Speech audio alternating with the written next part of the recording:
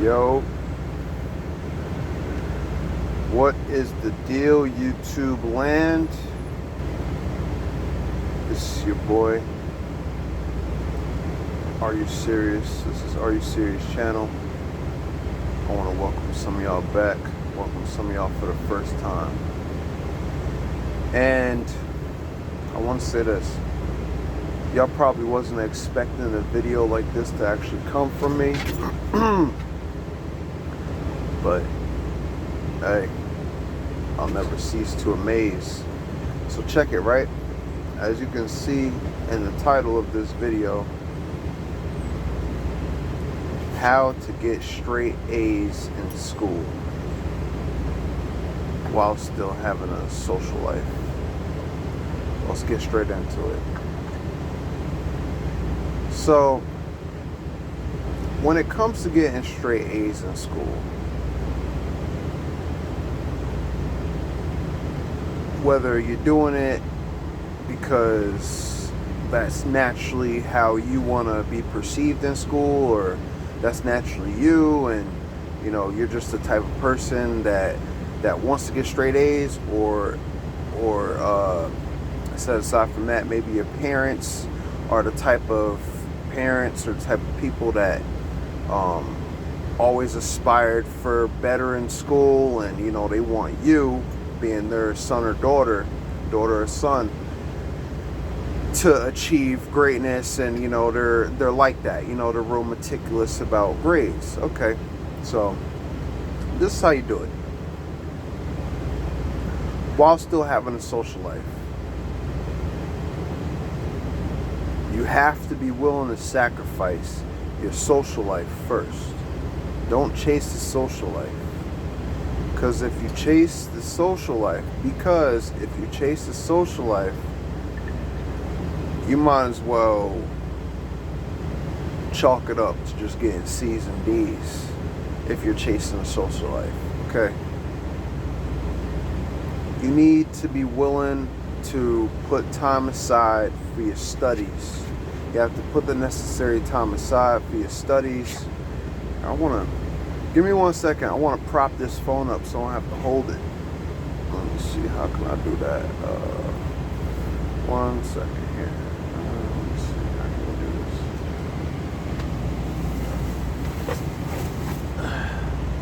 I'm going to take this blender.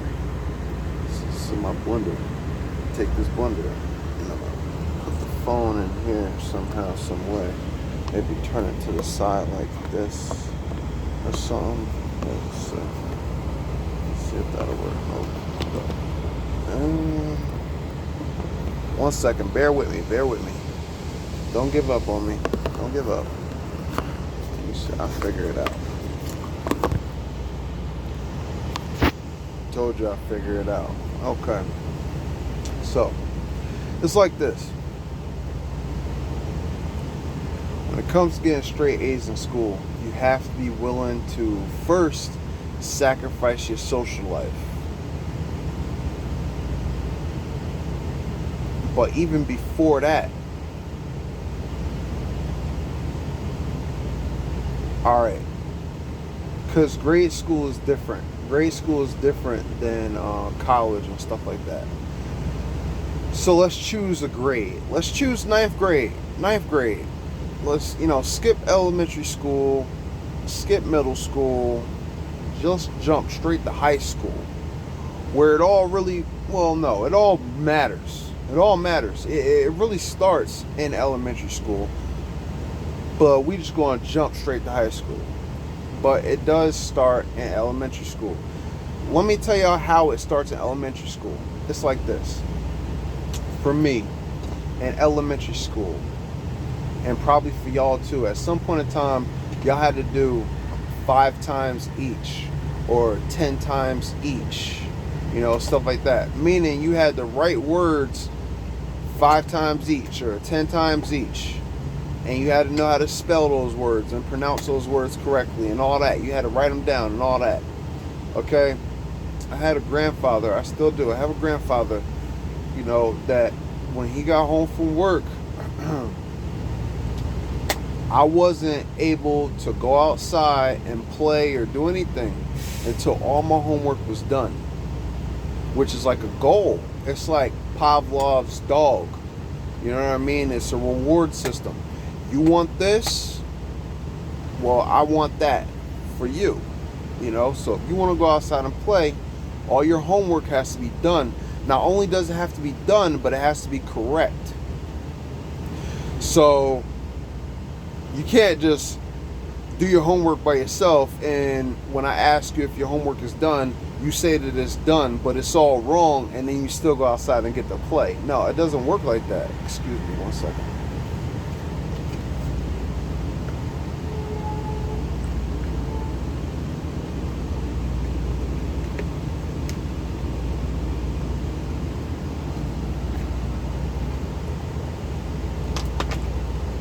Okay? It doesn't work like that. You don't get to just do your homework or do your homework and it's all wrong and you tell me that it's done, and then me being the parent, I'll say, oh, it's done? Okay, well, I guess you can go outside and play. And I'll not check your homework to make sure it's right. Okay? That's just parenting. That's on the parent's end. Okay? There needs to be a proper parental structure in motion from the gate. Okay, now, so not only does it have to be done, but it has to be correct. Now, for me, the results of him doing that, I never got less than a B plus on a spelling test. On my spelling tests, always like this, straight up, like and that also impacted all the grades I got in my other studies. You know what I mean? Like I've always gotten good grades. I've always been a good student in terms of the grades that I got. Now I was a bad kid. Like I was bad in school. I was getting a lot of trouble, stuff like that. But I was smart. I was smart when it came to my studies and my school and my homework and my tests and my quizzes and everything. It was always on point. Why? Because I had that that foundation laid early in my life, which is great, which is awesome, because it followed me all the way up to university status. So I'm a scholar. And I still, Anyway, so we're going to jump straight into, say, 9th grade. When you're in class, when you're in class, you have to genuinely be interested in the class. Even though a lot of what they teach us in school really doesn't apply to real life. I mean, we all know that. Anybody with a brain knows that. All right? A lot of stuff they teach us in class or in school, it really doesn't have any, relative application to everyday life. Okay, we get it. But it still teaches you critical thinking skills and all this. Even though, to be educated is to, be enunciated, whatever. You can look at the, watch out, y'all. Move. Zilla. All right, whatever. Okay. You have to want to be smart. You have to want to be looked upon as a smart kid. Now, I'm not saying you gotta be like a super nerd and, you're just nerdy, and you don't have no friends. I'm not saying that. But it's okay to be smart. You can still be very popular and be known to be smart. If anything, being smart is going to make you more popular and more hated, because most popular people are hated. Like, yeah, people hate on popular kids. You're popular and they're not popular, so they don't like you.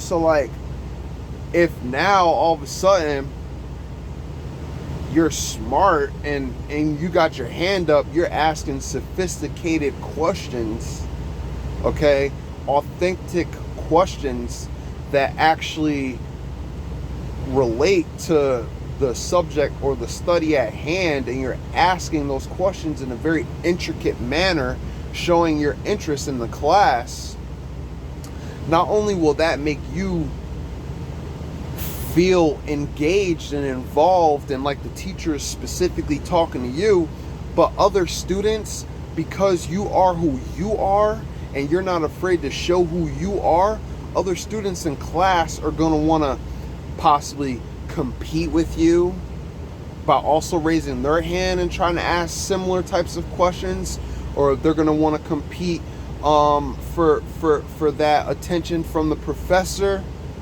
you know, and they're going to want to raise their hands, and now everybody's learning, but we're all learning in a competitive manner to the point where like we're really engaged and we're all just, you know, it's a lot. I just said a lot, actually. I just said a lot. I did. I just said a lot.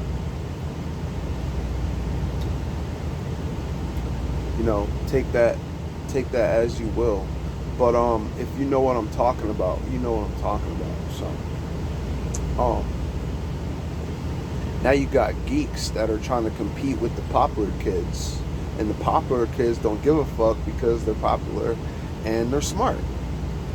So, and actually being smart is a way to become popular, because now all the beautiful girls want to come to you or come to your house and study with you, because they got a final coming up and their parents are on their ass about their grades, and this is the only, you know, class that's holding them back from whatever, you know, they got going on. So now they're coming to you anyway. So, and then in that case, what you do is you just get yourself a nice little haircut. You change up your appearance a little bit, you know, and then they'll look at you like, oh shit, like, you know, you're kind of popular now. Anyway, so that's one thing. Put your hand up, ask questions. Before class, if you have a quiz or if you have a test, I want to say study for about a good 30 to 40 minutes over the material on the test or the quiz or whatever. And then do nothing for about 10 to 15 minutes. So give yourself a good hour before a test. Give yourself a good hour before a test to go over your notes, go over all your study material. This works, okay? This works. If anybody wants to doubt me, I could take the time out. I mean, I haven't done this, I haven't thought about doing it. I can take the time out and I can get my records from my high school. I could get my records from my college. I could get my records from the university I've gone to. Yeah, I'm in a semi-truck right now. I drive trucks. I drive semi-trucks. I could get y'all my records. Like, I done got A's and B's. Like, yeah, I've gotten B's. There was one class that I got like a C+ in, and that was like natural resource management and ecological resources. So it was crazy. Like, there was a crazy class. You know, it was a crazy class. I've taken statistics, organic chemistry, all types of, anyway. You know, so anyway, where was I? Right, so give yourself about an hour. I'm serious. Give yourself an hour before the test. Go over your notes for a half hour, whatever amount of time you feel comfortable with. But I really mean to say this: don't overdo it, because you'll crash when you get in front of the test, because it was all just fresh in your head. You didn't give yourself a chance to actually allow it to embed itself or really fully marinate. I mean, this is all information that you should already know, obviously, but during your review, you don't want to over review, because if you over review, you're not giving your brain a chance to continue to process the information and solidify it in your brain to the point where you can apply it on a test or a quiz. Excuse me. Give me 1 second. 1 second.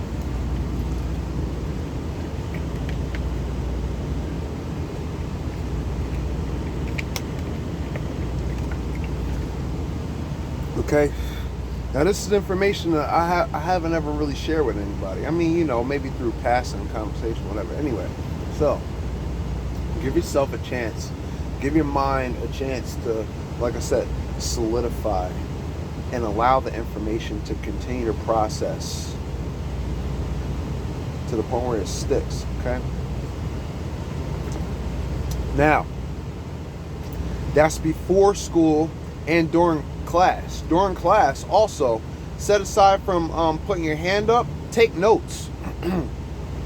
If there's something that the professor or the teacher just said that you don't fully understand, write it down.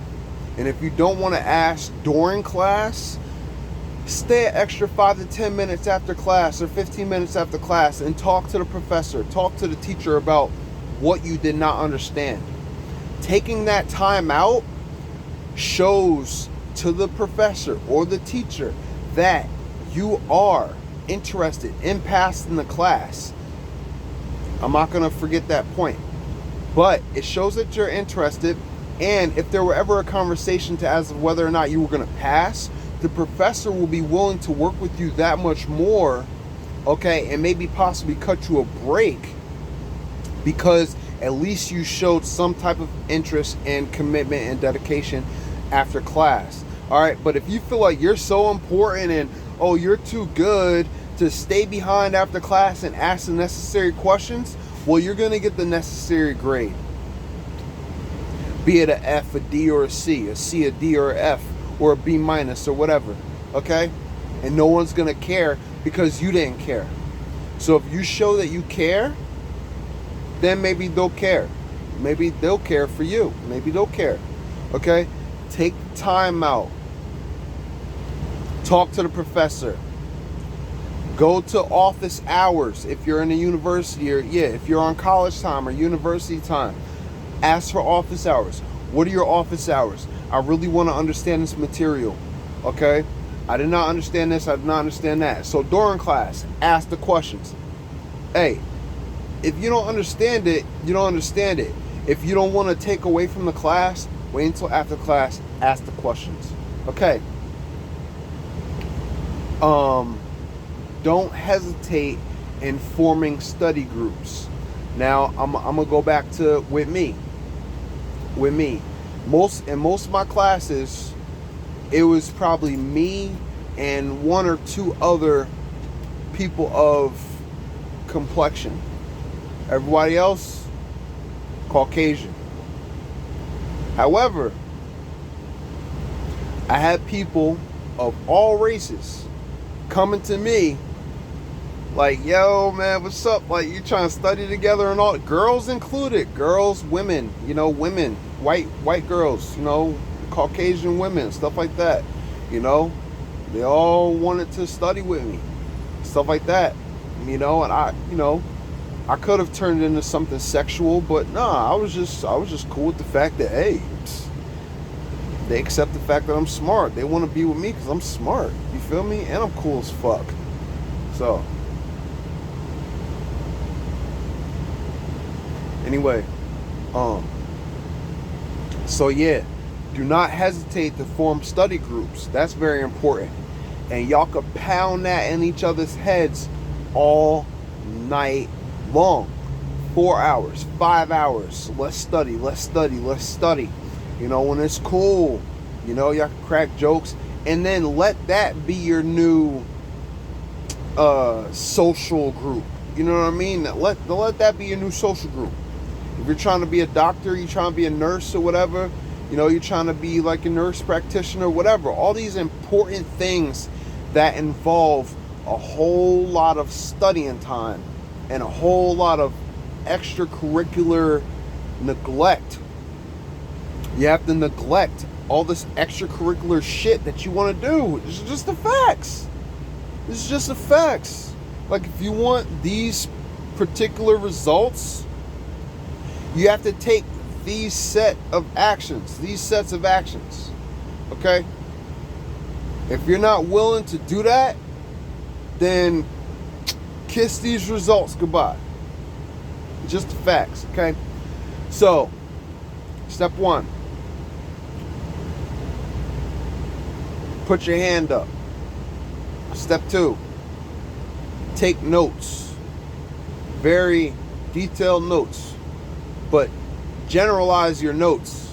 And then later on, you get your book, whatever book you have associated with that class, you take that book, and then you can go back into your notes and take more specific notes, more involved notes based on the book.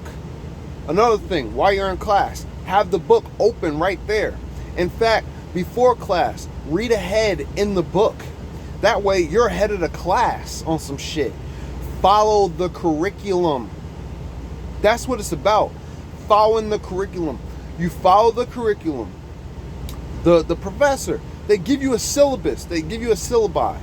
All your courses, for the most part, they're going to give you a syllabus.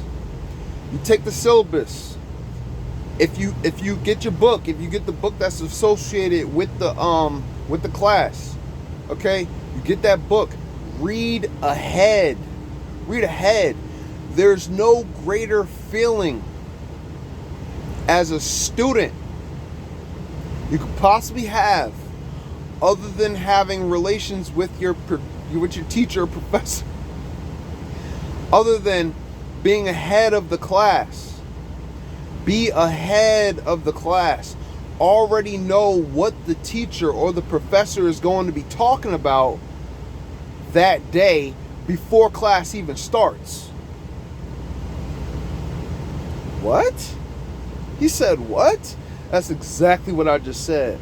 There's no greater feeling than being ahead of the class, being ahead of the curve. Okay? Be ahead. Stay ahead.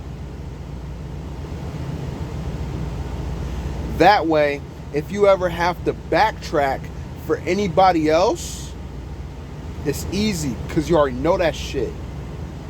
And you can look like a genius. I don't know, man.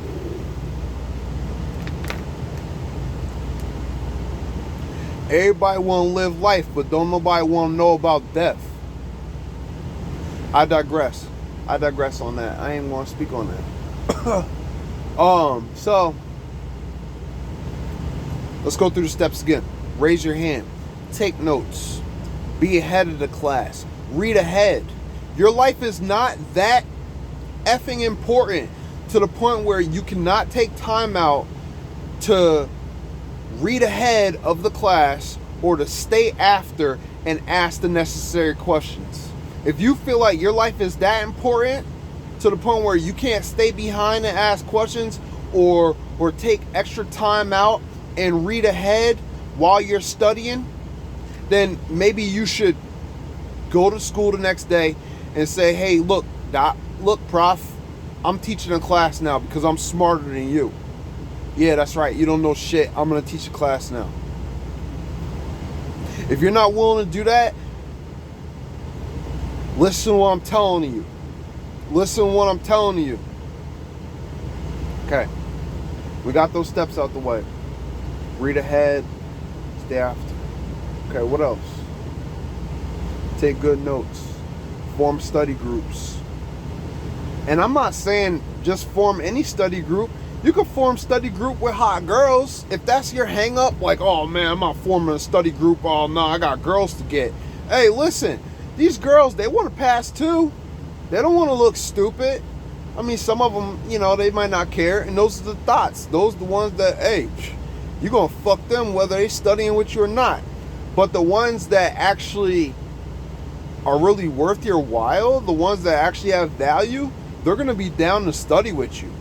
And chances are, if you play your cards right, you're going to want to fucking them too. If you're a guy listening to this and that's your MO, like, nah, man, like, I got to go to the club and I got to do this and I got to go to all the house parties and all that. Yo, I'm here to tell you, you don't need a house party.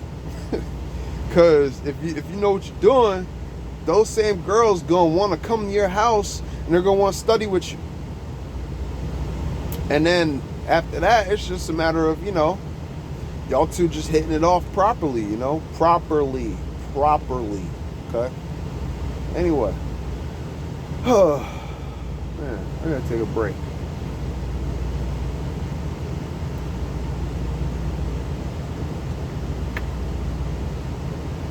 Okay?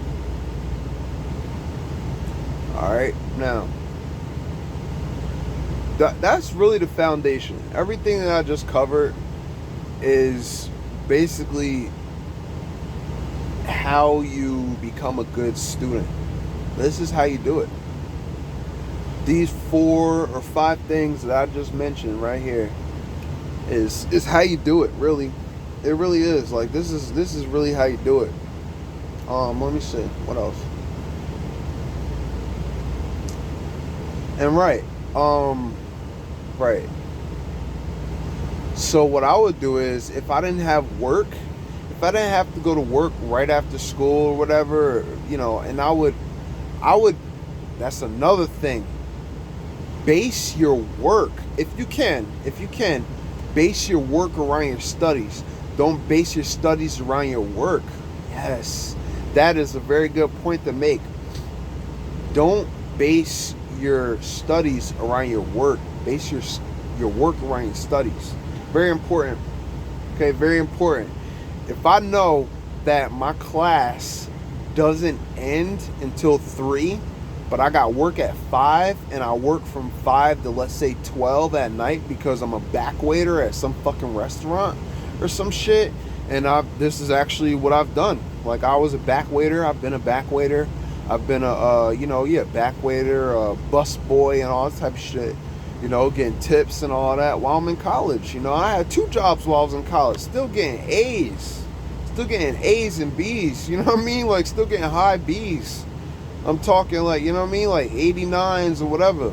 Almost 90s, 92s and all that shit. Okay? It's possible. No excuse. I mean, not unless you got kids. But even if you got kids, even having kids ain't no fucking excuse. Because let's say you have a 7-year-old daughter or a 7-year-old son. Let's say you got 2 kids. They can help you study. They can learn how to read. They can learn how to read. Ask mommy this question. Ask daddy this question.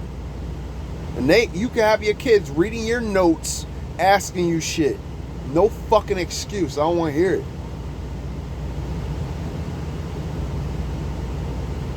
But okay. Let's bring it down. Real quick. Okay.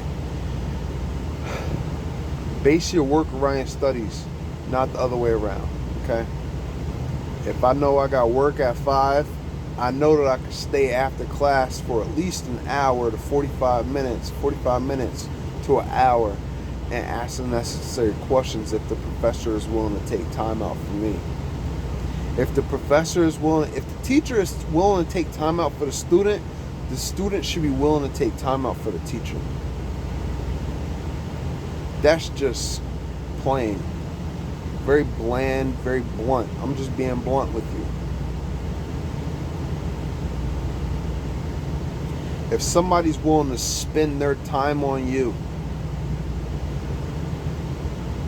then you should be willing to spend your time with someone else. And you know what? With all that being said, I'm going to go ahead and end this video right here and get back to my day. But take it or leave it. Either way, it doesn't matter to me. But I just wanted to put that out there for all y'all students. And yeah, I'm not using my degree right now. I got a whole biology degree. I have a whole bachelor's of science. Conservation biology and ecological sustainability. I got a whole biology degree.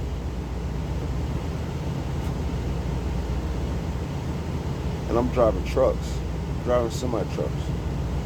However, I got my hazmat, I got tinker, and all the chemistry that I've learned actually helped me get my hazmat and all that. So we're going to end this video right here. Okay? And I'm not done being a student. As long as I'm here on planet Earth with y'all, I'm a student. I'm learning every day. I'm teaching myself every day. I have many topics. I have books. I have many books. So I'm going to holler at y'all. Be safe.